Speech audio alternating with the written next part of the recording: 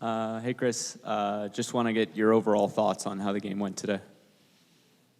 I thought we played a pretty solid 60 minutes. So obviously they had some pushes. They've got some good players. When we did have some breakdowns and give up opportunities, Stu was solid. A lot of big saves from him. But, I think of, throughout the roster, a lot of guys had good games.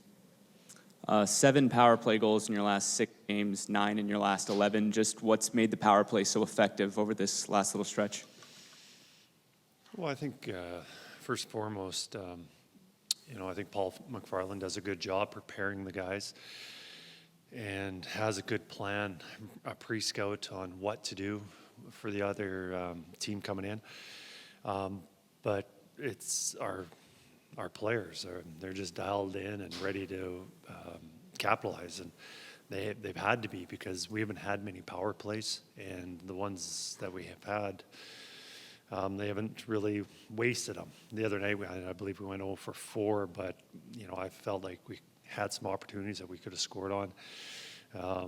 But this stretch, or pretty much all season, our power play's been pretty dialed in. I think Hyman's obviously well established as a very reliable player.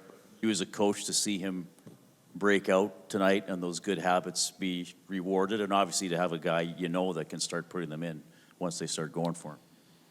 Yeah, Zach, he got off to a slow start last year, and we talked about this a little bit a couple days ago, where he wasn't putting the puck in. I think it took 11 games before he got a goal, and this year, kind of similar start. Not that he ever played bad, but coming back from the injury, maybe feeling the puck. But somebody we definitely rely on to score some goals, and Connor set him up pretty nicely a couple times tonight. Yeah, it's nice having him, because obviously scoring goals is a tough thing to do, but he's been able to do it pretty regularly. What's the line between becoming a pretty good penalty killing team and an excellent penalty killing team? Because you guys have been excellent in spurts, I think, since you've been here, but there's been some tougher moments. Is there a higher ceiling you can push to with the PK? Yeah, I think one is just everyone being familiar with each other, who's on the ice together.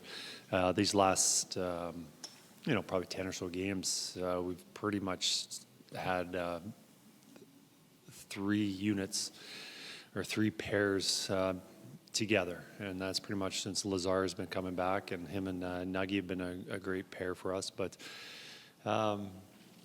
it's just everyone being in sync together. We're ready to attack, ready to when to block the shot, and when we are at a position, how the other guys on the ice cover for them. But we could be a little bit better, and there's some areas, I think we've been pretty good on clears. I think that's something that has to be a big part of a good penalty kill.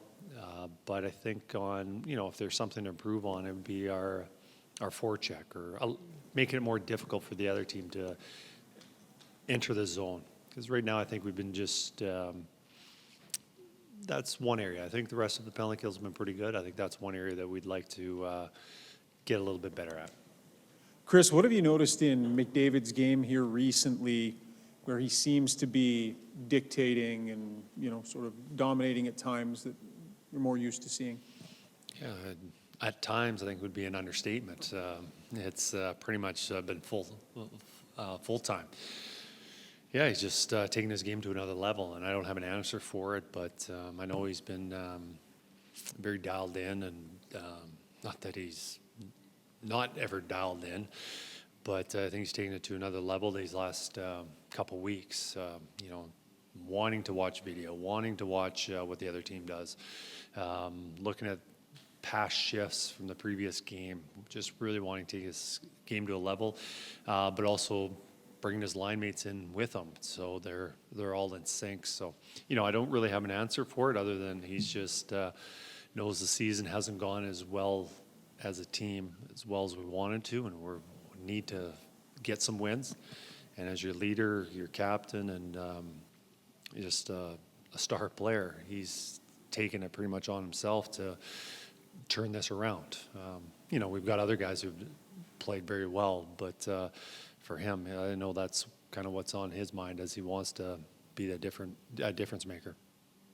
With Stuart Skinner, is it a matter of him playing better in front of the defense and the defense looks better, or the defense playing better in front of him, or a mixture of the two? I think it's a mixture of both.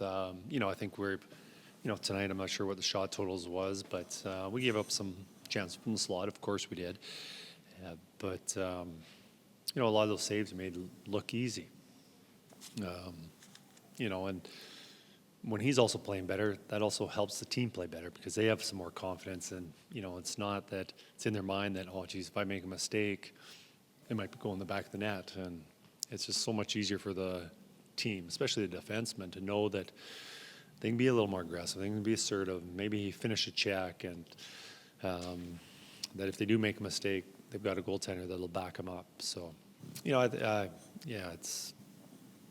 Yeah, I can't say which is which, but they're definitely, we've been playing better defensively, and Stu has been much better also. To go from being a really good goaltender to an elite goaltender, I guess, is that just a matter of consistency and playing well every night and you know, not giving up a bad goal? And like, what is the process, I guess? Yeah, every player can have a good game. Yes, even, you know, somebody who's called up from the American League, you know, whether it's a forward, defenseman, goalie, everyone can be an all-star for one game. And, you know, it takes, you know, just being a call-up or a temporary player. Instead of having one periodically and one every 15 or 20 games, you know, a good player is having, you know, 5 out of 10. And, you know, your stars are probably 8 out of 10 a solid game. So it's just putting more games together in a row.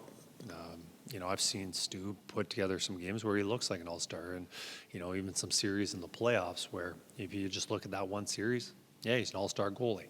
But it's just the guys who can do it consistently over and over again. Kris, when you take a team full of Ontario guys like this into Toronto on a Saturday night, I realize it's a long season and you guys have played lots of big games. Is it any different, even with guys that have been to Stanley Cups and stuff? Is there still something special about going home and playing a game in Toronto on Saturday? I think so. Well, I think because they, you know, it costs the players a lot of money buying tickets in Toronto for their friends and family. So there's a little more on the line for them. But anytime you have somebody coming to watch you, it makes it a little more special. So, and in being in Toronto, there's so many families that are coming to watch our team because we have a lot of players from Ontario. Maybe not as many as we used to have, but we still have as many as or more than any other team. Do guys still at this level look up in the stands to see where their parents are sitting? I'm not sure if they look for them, but they know that they're there, and I think they appreciate and they like their family being able to be there and share that moment with them. Kris, as Spec mentioned, you guys are back on the road, but what was your biggest takeaway from being at home for 2 weeks, the last couple of weeks?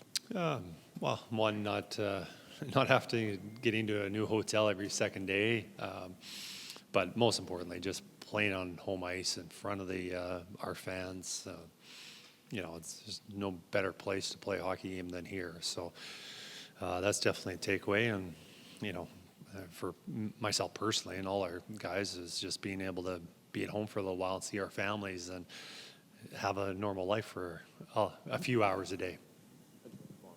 Until tomorrow. Kris, you called up an extra forward for the road trip, no extra defenseman. You're going to go with 6 rather than have an no, extra? I think we'll probably have a defenseman join us there in Toronto because if something did happen, it'd be a little difficult for somebody to join us. So the plan is for a defenseman to join us.